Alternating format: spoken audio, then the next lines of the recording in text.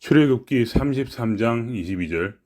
모세가 홍해에서 이스라엘을 인도하며 그들이 나와서 수르 광야로 들어가서 거기에서 사흘 길을 걸었더니 물을 얻지 못하고 마라에 이르렀더니 그곳 물이 써서 마시지 못하겠으므로 그 이름을 마라라 하였더라. 백성이 모세에게 원망하여 이르되 우리가 무엇을 마실까 하매 모세가 여호와께 부르짖었더니 여호와께서 그에게 한 나무를 가리키시니 그가 물에 던지니 물이 달게 되었더라. 우리가 범사에 하나님께 감사함은 우리에게 주어진 모든 것이 바로 주님의 사랑이기 때문입니다. 주님은 쓴물만 주시는 것이 아니라 쓴물에 던질 나무를 주셔서 쓴물이 단물이 되게 하십니다. 이 쓴물을 우리 마음에 비교한다면 주님은 이 쓴물을 단물로 바꿀 수 있는 나무를 주실 수 있습니다.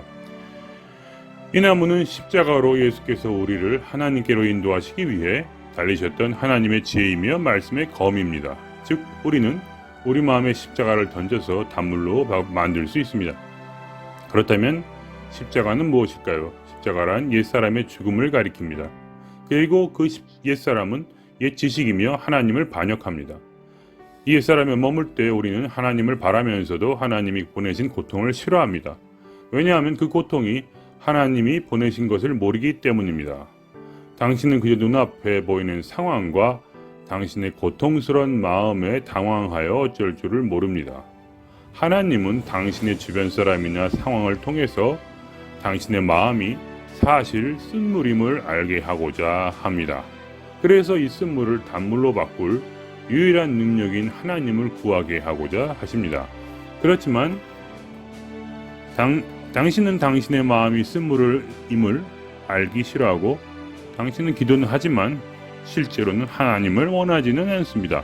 도리어 외면하며 이 세상의 정욕의 방법으로 당신의 마음을 위로하려고 다른 사람을 원망합니다. 예를 들면 위의 본문처럼 이스라엘은 사막에서 당하는 목마름의 고통을 모사를 원망함으로 해소합니다. 즉 그들의 마음 안에서 고통의 에너지는 원망으로 치환될 것입니다. 그러나 모세나 사막이나 그것은 하나님의 사자일 뿐이고 이 사막으로 인도하신 당사자는 하나님이십니다.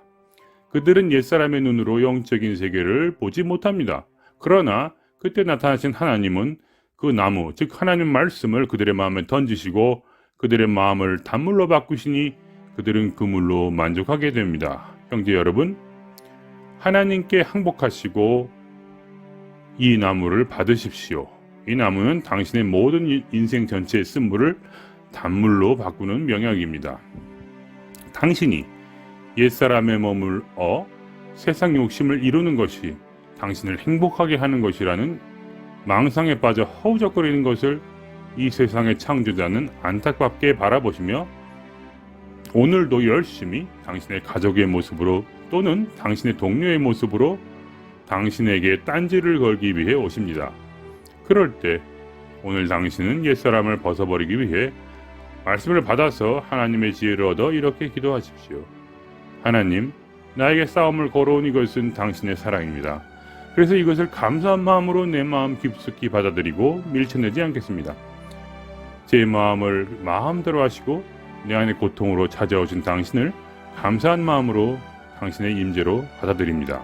이렇게 당신이 하나님과의 결투에서 항복하면 하나님은 알아서 자신의 일을 하십니다. 당신의 마음은 이렇게 매일 맞이하는 고통을 맞아들임으로써 마음을 물로 씻어냅니다.